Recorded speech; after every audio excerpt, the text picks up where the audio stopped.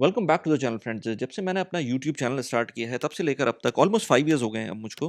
तब से लेकर अब तक मुझको एक चीज़ जो नज़र आई है वो अवेयरनेस अबाउट पैसिव इनकम बहुत ज़्यादा इंप्रूव होती हुई नज़र आई है। इससे पहले भी ऑफ कोर्स पैसिव इनकम एक शेप और फॉर्म के अंदर थी, बट अब बहुत ज़्यादा एक अवेयरनेस आ गई है और लोग चाहते हैं कि हम किसी तरह से पैसिव इनकम जनरेट कर सकें, चाहे किसी भी लेवल के ऊपर आपकी इनकम हो एज ऑफ नाउ। उसका एक रीज़न ये भी है कि लोगों को समझ में आ गया है कि कोविड से लेकर अब तक जो सिचुएशन रही है, ले-ऑफ्स की खास तौर पे जो सिचुएशन रही है, जिसमें लोग अच्छी खासी 9 टू 5 जॉब्स करते-करते एकदम से ले-ऑफ होते हैं, और उसके अंदर जब ले-ऑफ होता है, उसके बाद आपको जो टाइम होता है जिसमें आपको एक्टिव इनकम सर्च करनी होती है, उस टाइम पर आपके ऊपर प्रेशर होता है कि आप किसी तरह से कुछ ना कुछ अर्न कर रहे हो ताकि आपका वो टाइम गुज़र सके। अपार्ट फ्रॉम दैट इवन जो फाइनेंशियल इंडिपेंडेंस की एक वेव है, उसके अंदर भी पैसिव इनकम का एक बहुत बड़ा हाथ है। पैसिव इनकम इतनी आसान नहीं होती है, उसके बारे में हम अभी थोड़ी-सी बात करते हैं क्योंकि मेरे पास एक ईमेल आई थी, उसको मुझे डिस्कस करना है। बट उससे पहले इस पर्टिकुलर रीजन में जिसमें मैं रहता हूँ, यूएई के अंदर, जीसीसी के अंदर टैलेंट मोबिलिटी की एक रिपोर्ट मैं पढ़ रहा था। उसके अंदर अभी अगर आप ये चार्ट देखेंगे तो उसमें नज़र आएगा कि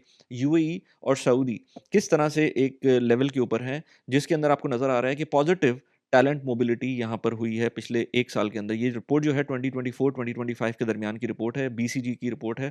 it's a credible report I I would say, although कि हर रिपोर्ट इस तरह की कंपनीज़ की क्रेडिबल नहीं हो सकती क्योंकि इसमें और बहुत सारे पॉइंट्स होते हैं। बट इसके अंदर आपको, क्योंकि ये एक स्टैटिस्टिकल डेटा की बेसिस के ऊपर चीज़ है, इसमें कोई इनकी अपनी इनपुट वैसे नहीं है, तो मैं उसमें कहता हूँ कि अच्छी रिपोर्ट है। इसके अंदर आपको नज़र आ रहा है कि किस तरह से ओवरऑल वर्ल्ड के अंदर मोबिलिटी इंप्रूव की है या किन कंट्रीज़ के अंदर डिक्रीज़ हुई है टैलेंट की। अब टैलेंट मोबिलिटी के अंदर देखें तो यूएस एक पायनियर है। अब यूएस के साथ मेरा नहीं ख्याल कि अभी आगे काफ़ी अरसे तक कोई भी कंपैरिज़न किसी का हो सकता है। तो यूएस के अंदर सबसे ज़्यादा टैलेंट मोबिलिटी और सबसे बड़ी क्वांटिटी की talent mobility in both in terms of percentage और इन टर्म्स ऑफ नंबर्स उसके अंदर ऐड हुए हैं। लेकिन यूएस तो एक बहुत बड़ी जगह है, बहुत बड़ा कंट्री है जिसके अंदर पूरी दुनिया जानती है कि एक पावर हाउस है। उसके अंदर आप ये देखें कि जापान जैसा मुल्क, सऊदी अरेबिया जैसा मुल्क, इंडिया इंडिया ऑफ कोर्स, उसके अंदर जो डायस्पोरा है वो वापस आ रहे हैं, वो एक डिफरेंट सिनेरियो है। सिंगापुर, यूएई, ये सारे के सारे पॉजिटिव टेरिटरी के अंदर हैं in terms of global talent mobility. सबसे नीचे bottom of the line Canada नज़र आता है यहाँ पर, जिसके अंदर मोबिलिटी तो है, अभी भी लोग आए हैं वहाँ पर, बट जो उसकी ग्रोथ है वो नेगेटिव है, इनफैक्ट नेगेटिव 20% है। इनफैक्ट मैं अभी देख रहा था एक रिपोर्ट जिसके अंदर कनाडा की नेट पॉपुलेशन डिक्रीज़ हुई है, which is crazy in 2025 that we are living in. Anyways, अभी हम बात करते हैं यूएई की। तो यूएई के अंदर आपको नज़र आ रहा है कि पॉजिटिव मोबिलिटी है, और छोटा-सा मुल्क होने के हिसाब से अगर देखा जाए तो जापान ठीक है, छोटा मुल्क है, बट यूएई इन सारे टॉप कंट्रीज़ के अंदर एक बहुत छोटी इकोनॉमी, छोटा मुल्क है और नया मुल्क भी है एक तरह से। सिंगापुर भी एक एस्टैब्लिश्ड कंट्री है। उसके हिसाब से देखा जाए तो टैलेंट मोबिलिटी बहुत अच्छी है। ख़ैर, ये तो मैं एक रिपोर्ट पढ़ा था तो मैंने कहा कि इसको इंक्लूड कर लिया जाए इस वीडियो के अंदर। एक्चुअल में मेरे पास एक साहब की ईमेल आई थी, और ईमेल कुछ इस तरह की थी जिसके अंदर हम बात कर रहे हैं उनकी ट्रांज़िशन की, जो कि उन्होंने कनाडा से की है, और उस कनाडा की ट्रांज़िशन के अंदर उन्होंने मुझे ईमेल की, और इस तरह की ईमेल क्यू-एन-ए के सेशन में करता रहता हूँ। तो ये ईमेल आपको नज़र आ रही है, मैं ईमेल पढ़ता हूँ और उसके बाद हम डिटेल में डिस्कस करते हैं इसको। अच्छा, ईमेल के अंदर मैं जो भी बात करूँगा, उसके अंदर मैंने रिडैक्ट कर दी हैं बहुत सारे जो पॉइंट्स थे जिनसे उनकी आइडेंटिटी रिवील ना हो सके। आपको बाय द वे अगर कुछ इस तरह की ईमेल करनी है तो मुझे ईमेल कर सकते हैं, नीचे डिस्क्रिप्शन में आपको लिंक मिल जाएगा, और मैं वन ऑन वन कॉल्स भी लेता हूँ, उसका भी लिंक आपको डिस्क्रिप्शन में मिल जाएगा। हाय वली, first of all thanks for creating such knowledgeable and insightful videos. They provide a lot of useful information, especially for someone like me who doesn't have extensive knowledge about investments. A brief introduction about myself. My name is, नाम मैंने हटा दिया। I lived in the UAE for the last for 7 years. उन्होंने अपना tenure बताया था, पहले रह चुके हैं यहाँ पर। Moved to Canada in 2019 and returned to the UAE recently this year. He moved, मैंने उसमें जो मंथ था इनका वो मैंने हटा दिया। After obtaining Canadian citizenship, my family includes my wife. अच्छा, इनकी सिटीजनशिप मैंने इनकी और इनकी वाइफ की सिटीजनशिप अगेन मैंने रिडैक्ट कर दी है। अब दोनों कैनेडियंस हैं, with my 6 years old child who is of course Canadian. I previously held वो पासपोर्ट का अगेन सिटीजनशिप मैंने हटा दिया, but now possess Canadian citizenship. I am very interested in generating passive income, whether through national bonds, REITs, or other advisable investment options, including Cloud Kitchen investments. Cloud Kitchen के ऊपर recently मैंने काफ़ी videos बनाई हैं और उसमें मेरा खुद भी इंटरेस्ट है, तो मैं इसीलिए लोग उसके बारे में भी बात कर रहे होते हैं। Professionally I am a consultant specialising in domain I have removed and the company I have removed, based in, ये यूएई में ही रहते हैं, वो मैंने सिटी का नाम मैंने रिमूव कर दिया। माय मंथली सैलरी मैंने छोड़ दी थी ताकि एक आइडिया दे सकें, $70,000 dirhams per month. Here is the breakdown of my monthly expenses. Wife के एक्सपेंस उन्होंने बताया 10,000 दिरहम्स, जो कि मुझे ज्यादा लगते हैं, but as per him I promised it, so this is fixed. Sons school, ये भी मुझे थोड़ा सा ज्यादा लगता है अच्छा, इनसे मैंने कुछ क्वेश्चंस बाद में भी किए थे। उस क्वेश्चन आंसर्स के अंदर मैंने पूछा था इनसे कि आपको आपकी कंपनी रीइंबर्स नहीं कर रही आपको बच्चों की एजुकेशन, तो उन्होंने बोला था कि मेरी जो सैलरी है उसके अंदर ये सब कुछ इंक्लूडेड है। सो बच्चों की स्कूल की फीस जो है, एक बच्चे की जो स्कूल की फीस है वो 22,000 दिरहम्स फॉर एवरी 3 मंथ्स। ये क्वार्टरली पे होती है यहाँ पर, लेकिन आप एनुअल लगा लें तो ऑलमोस्ट 65-70,000 दिरहम्स पर ईयर का खर्चा है। बल्कि इसके अंदर आप ऐड करेंगे और एक्सपेंसेस, अगर लेट्स से इसके अंदर आप ऐड करते हैं बस के एक्सपेंस और एसोसिएटेड एक्सपेंस, तो और बढ़ जाती है फीस। रेंट इनका 30,000 दिरहम्स पर 3 मंथ्स के ऊपर जाता है। तो एवरी मैंने इसकी मंथली कैलकुलेशन भी कर ली, तो अभी वो मैं अभी आपको बताता हूँ। Petrol, credit card and other expenses are coming to be around 15,000 dirhams. After expenses, I roughly save about 24,000 dirhams per month. अच्छा, जब मैंने मंथली कैलकुलेशन की थी तो मुझे लग रहा है कि ये 24,000 dirhams नहीं है, हो सकता है कोई और इनके एक्सपेंसेस हो, लेकिन मुझे मेरे ख्याल से 29,000 dirhams के करीब इनकी सेविंग आ रही है। I currently have a savings of approximately 50,000 dirhams in hand and we are still settling down in वो सिटी का नाम बताया। My long-term goal is to invest in property in the UAE. Though I am currently short of down payment, I have some cashback savings in Canada, but they are earmarked for my son's future. So I prefer to bring them here at the moment. I do not have a golden visa and I'm still on probation, but this is a part of my future plan. For now, I want to focus on building passive income to improve financial stability and eventually support property investment. I'm open to your suggestion and guidance on exploring broader investment opportunities to generate sustainable passive income for my family. I also noticed your video on cloud kitchens and may get in touch with Sharik to understand this better. While I do not have $100,000 cash on hand, I am eager to explore smaller scale options or partnerships to start investing. Please let me know if you would like more information to provide suggestions in a broader structured way. I would be glad to connect in person if possible. Thank you and best regard. So इनका जो email थी वो मैंने पढ़ी, फिर इनसे मैंने कुछ क्वेश्चंस किए थे जिसके अंदर मैंने क्लैरिफिकेशंस ली थी। बट बिफोर दैट जो इनका मंथली एक्सपेंस है वो मैं थोड़ा सा आपको बता दूं, और उस मंथली एक्सपेंस के हिसाब से फिर हम बात करते हैं। तो फिक्स एक्सपेंसेस इनके मुझे लगता है कि ज़्यादा हो गए। वाइफ के अलाउंस जो कह रहे हैं ये 10,000 दिरहम्स है। सन्स स्कूल फीस जो कि तकरीबन 72,000 दिरहम्स पर ईयर के करीब बनती है, जो इन्होंने स्कूल बताया था, मैंने उसके साथ उसकी स्कूल फी देखी थी, वो ऑलमोस्ट 72,000 दिरहम्स के करीब बन रही है इस एज ब्रैकेट के अंदर, including some other expenses that they can incur while sending the school to kid. तो 6,000 दिरहम महीने की एक्सपेंस आ सकता है स्कूल के ऊपर। रेंट का 10,000 दिरहम्स बता रहे हैं ये। अदर फिक्स इनका एक्सपेंस जो है वो 15,000 दिरहम्स है। तो टोटल जो है वो 41,000 दिरहम्स के करीब ये बन रहा है, जिसकी वजह से डिस्पोजेबल फंड जो कि हर महीने इन्वेस्टेबल फंड है वो 29,000 दिरहम्स का है, 24,000 दिरहम नहीं है जो उन्होंने लिखा था।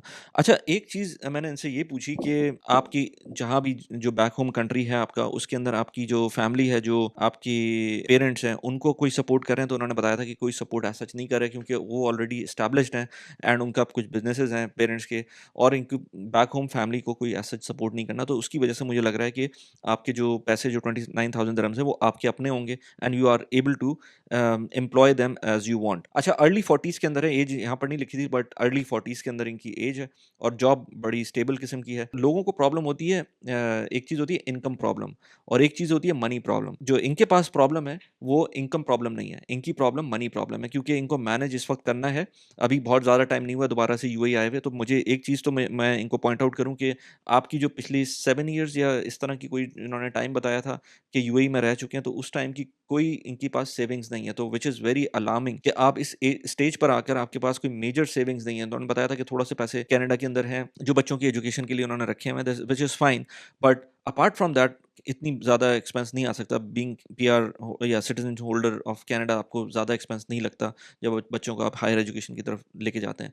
यहाँ पर जो रेड फ्लैग है वो ये कि आपके बच्चों की एजुकेशन और आपकी फिक्स्ड इनकम, फिक्स एक्सपेंस बहुत ज़्यादा है। आई होप कि आपकी वाइफ के एक्सपेंस जो हो रहे हैं उसके अंदर वो कहीं ना कहीं इन्वेस्टमेंट भी कर रही हूँ, ताकि वो कहीं ना कहीं वो पॉट बन रहा हो। बट अपार्ट फ्रॉम दैट जो आपकी सेविंग्स है, सेविंग्स रेट थोड़ा-सा और बढ़ सकता है, 30,000 दिरहम से ऊपर जा सकता है, कंसिडरिंग कि आपका बच्चा अभी सिर्फ he is on a very small stage. इसके बाद जब फैमिली ग्रो होगी तो उसके बाद एक्सपेंस आएँगे एंड नॉट नेसेसरीली आपके पैसे यहाँ से बहुत ज़्यादा 20-30% के हिसाब से बढ़ जाएँ आगे जाके 3, 4, 5 सालों के अंदर। बढ़ भी सकते हैं, but you never know. You are already having high base here. So आपको अभी से थोड़ा-सा अपने आप को कंट्रोल करना है। बाकी पैसिव इनकम के अंदर देखें, जब भी पैसिव इनकम की बात होती है, इट्स अ स्लो प्रोसेस। ये ऐसा नहीं हो सकता कि ये फ़ौरन आप अभी सोचें और पैसिव इनकम आना शुरू हो जाए। आपके पास अच्छा खासा टाइम है। आपने कहा आपको यूएई की प्रॉपर्टीज़ में भी इन्वेस्ट करना है, लेकिन अभी आपके पास डाउन पेमेंट के पैसे नहीं है। तो सबसे पहले तो आपके पास जो भी पैसे हैं, उनको किसी हाई यील्डिंग सेविंग अकाउंट के अंदर डालें, चाहे वो नेशनल बॉन्ड हो जाए, चाहे कोई यहाँ पर और भी प्रोडक्ट्स हैं, एटलीस्ट आपको कुछ ना कुछ उसके अंदर प्रॉफिट होना चाहिए। अब 2 स्कूल्स ऑफ थॉट्स हैं इसके अंदर। आप इसके अंदर अपना घर भी ले सकते हैं, खुद भी उसमें रह सकते हैं, या फिर आप उसको मॉर्गेज किसी अपार्टमेंट या विला को कर सकते हैं और उसको रेंट पे दे सकते हैं, या फिर आप ऑफ प्लान प्रॉपर्टीज में जा सकते हैं। It's up to you. मतलब मैं मल्टीपल वीडियोस बनाते रहता हूँ, इन सारी चीज़ों के अंदर आपके पास ऑप्शंस मौजूद हैं। आपके स्पेसिफिक केस के अंदर मेरे ख्याल से अभी आपको रेंट पे ही रहना चाहिए फॉर सम टाइम, ताकि आप थोड़ी चीज़ें समझ लें, थोड़ा थोड़ा स्टेबलाइज हो जाए।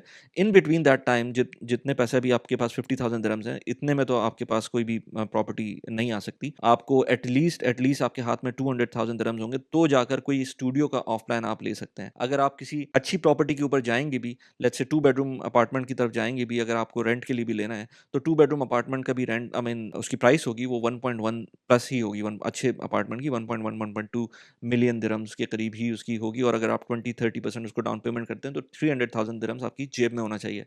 300,000 दिरहम्स के लिए अभी अगर आप स्टार्ट करते हैं, तो आपको साल चाहिए उसको सेव करने के लिए। अगर वो साल आपको ज़्यादा लग रहा है, तो फिर उसको कहीं न कहीं छोटा-मोटा इन्वेस्ट कर सकते हैं। ये तो एक बात हो गई, अगर आपको प्रॉपर्टी में इन्वेस्ट करना है, तो आपको कम से कम भी 1 साल तक के पैसे जमा करने हैं, अगर आपको 1.2 मिलियन दिरहम्स की प्रॉपर्टी लेना है। ऑफ प्लान प्रॉपर्टी में थोड़ा-सा जल्दी स्टार्ट कर सकते हैं। ऑफ प्लान प्रॉपर्टी पहले बायर के लिए it is good as well, और depending on you what your scenario is, depend करता है कि आपको समझ में आता है कि नहीं आता है। क्योंकि मैंने ऐसे लोगों को भी देखा है जिनको फिजिकल प्रॉपर्टी या फिजिकल एसेट देखने में मजा आता है। They want to have the ownership. लेकिन अगर फिजिकल प्रॉपर्टी नहीं समझ में, I mean if that is not a problem, then आप ऑफ प्लान प्रॉपर्टी में भी जा सकते हैं। अच्छा, ये तो हो गई 10 महीने की या 1 साल की आपकी सेविंग्स के थ्रू, फिर उसके बाद आप करेंगे। लेकिन I would always tell everyone, जो आप स्टार्ट कर रहे हैं, तो अपने पोर्टफोलियो के 4 हिस्सों में ब्रेक करें। 4 हिस्सों में ब्रेक करने का मतलब ये है कि 50-50 कर सकते हैं, but to start with it's not easy, it's not possible. वैसे 50-50 के अंदर ये होता है, आई मीन 25-25-25% होता है, यानी कि 4 पार्ट्स में डिवाइड करते हैं आप पोर्टफोलियो को, जिसमें cash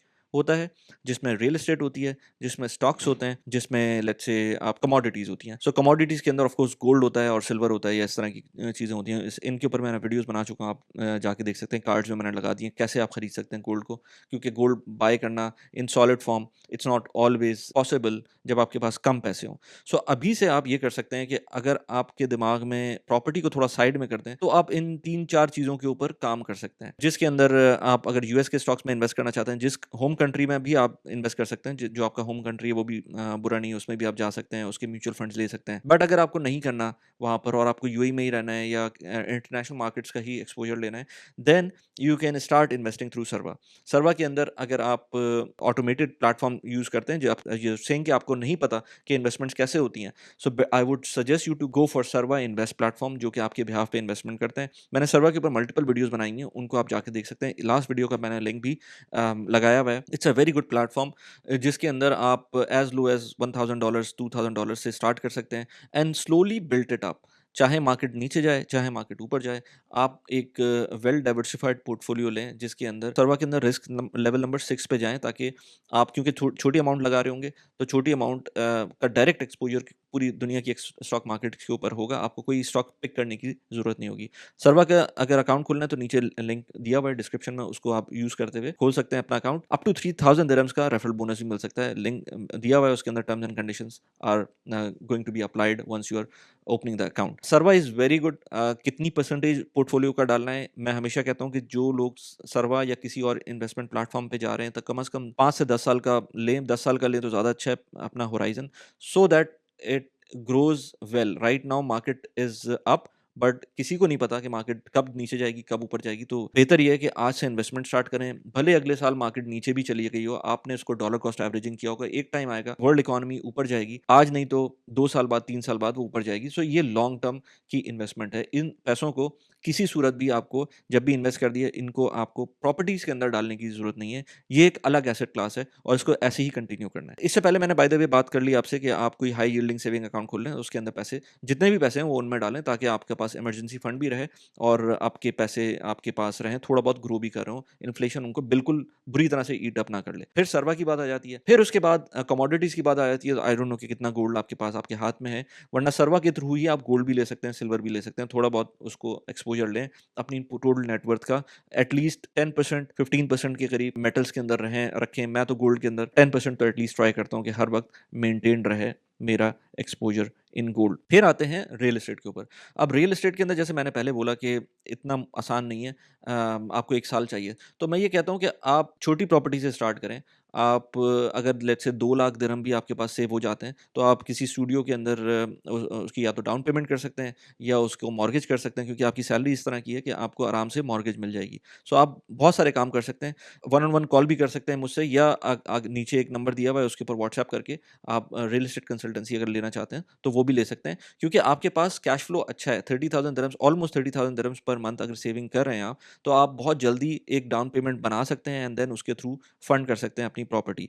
but at the same time I would highly recommend you to keep on investing in other asset classes, क्योंकि पैसिव इनकम सिर्फ एक सोर्स ऑफ इनकम का नाम नहीं है, यानी कि रियल एस्टेट। आपके पास मल्टीपल चीजें हो सकती हैं। It would take time, again I am saying it would take time. अभी मेरा सर्वा का पोर्टफोलियो के अंदर सिर्फ डिविडेंड्स का रिटर्न जो है वो ऑलमोस्ट इस मंथ का दिसंबर का, if I open it, I would make a screenshot here.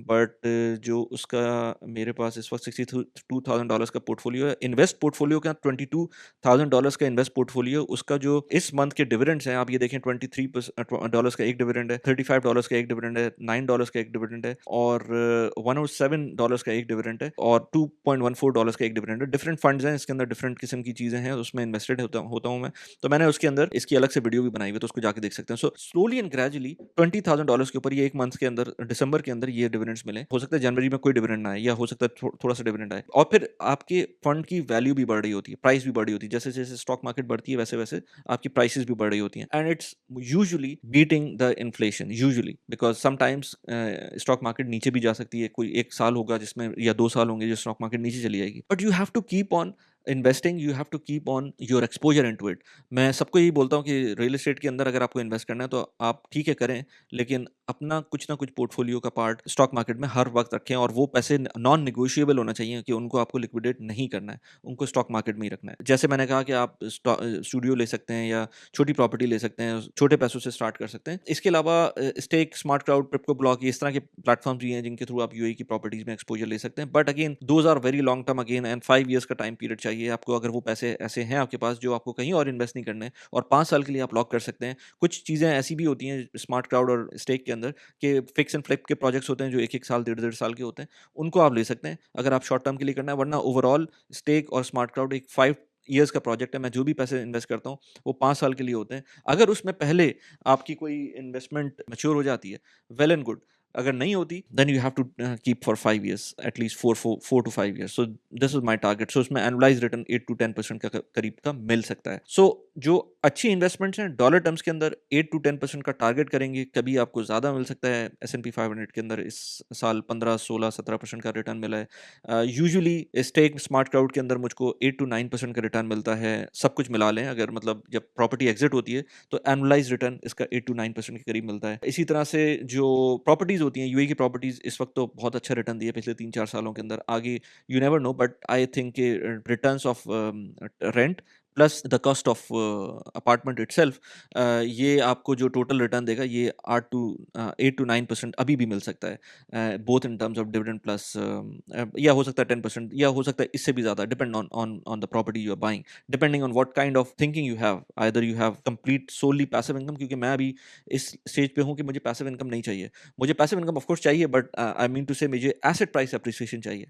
साथ में पैसिव इनकम मिल रही हो तो इट्स फाइन, बट जब एसेट प्राइस एप्रिसिएशन हो रही होती है, अगर आप उस मोड के अंदर होते हैं जब आपको कांस्टेंट स्ट्रीम ऑफ इनकम नहीं चाहिए, तो आपका ज़्यादा बड़ा गोल होना चाहिए कि आपकी एसेट प्राइस इंक्रीज़ कर रहे हो। अगर आप एट द सेम टाइम ये चाह रहे हो कि मुझे थोड़ा-सा सुकून चाहिए और मुझे पैसिव इनकम हर महीने चाहिए ताकि मुझे वैलिडेशन मिल सके, तो फिर ठीक है, आपको मंथली इनकम चाहिए होती है और उसके अंदर आपको रिटर्न्स मिल सकते हैं।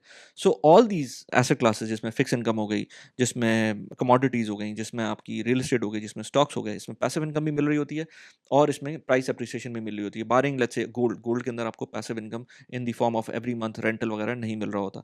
सो आप अपने हिसाब से करें, लेकिन इसके अंदर हर सूरत में इन्वेस्टमेंट स्टार्ट करें। अपना इमरजेंसी फंड फंड साइड में रखें, इमरजेंसी फंड, डिग्निटी फंड, जो भी कह लें उसको।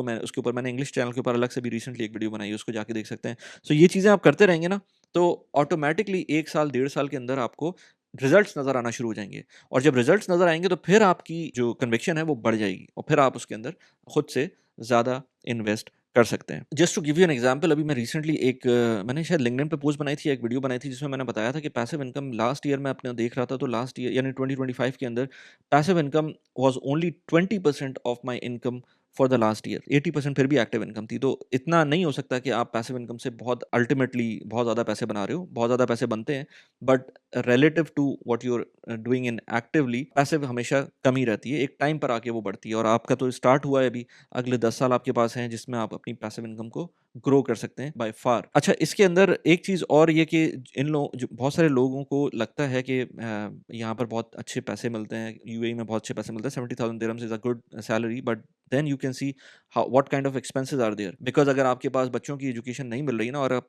इमेजिन करें यहाँ पर एक बच्चा और अगर ऐड हो जाता है इसके अंदर, आपकी जो इस वक़्त सेविंग हो रही है 29,000 दिरहम्स की, वो एकदम से और नीचे जाती है और जैसे-जैसे बच्चे बढ़ते हैं तो उनकी जो एजुकेशन प्राइस है वो भी बढ़ रही होती है, फीस भी बढ़ रही होती है।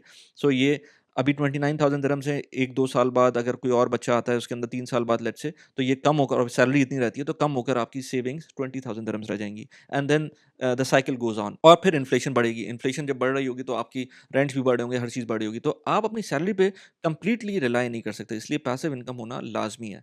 सो आई होप कि ये चीज़ें क्लियर कर रही हों आपको कि आप क्या-क्या चीज़ें कर सकते हैं, स्टेप बाय स्टेप कर सकते हैं, स्लोली एंड ग्रेजुअली लेके चल सकते हैं इसको। अगर आप स्लोली एंड ग्रेजुअली लेके चलेंगे, आई वुड से कि आप बहुत ज़्यादा एक्सपेक्टेशंस नहीं रखेंगे टू बिगिन विद, आप अपनी ज़िंदगी के साथ इंसाफ करेंगे, सुकून से सोएँगे। अगर आप बहुत ज़्यादा एक्सपेक्टेशंस रखना शुरू करेंगे तो फिर गलत किस्म की इन्वेस्टमेंट्स के अंदर जाना शुरू होंगे and then things get dicey from that point onward. अभी रिसेंटली मैंने एक वीडियो बनाई थी ऑफ प्लान वर्सेस जो रेडी प्रॉपर्टीज़ होती हैं उनके दरमियान का डिफरेंस था, उसके बारे में हमने डिटेल में बात की थी। यहाँ पर इस वीडियो को लिंक लगा दिया। इसके अलावा अभी रिसेंटली एक और वीडियो बनाई थी, अभी मैंने जिक्र भी किया था गोल्ड के बारे में। गोल्ड के बारे में अगर आपको डिटेल में जानना है तो इस वीडियो के अंदर कैसे बाय करना है उसको देख सकते हैं। कैसी लगी वीडियो प्लीज़ मुझे बताइएगा। Thanks for watching the video. Bye bye.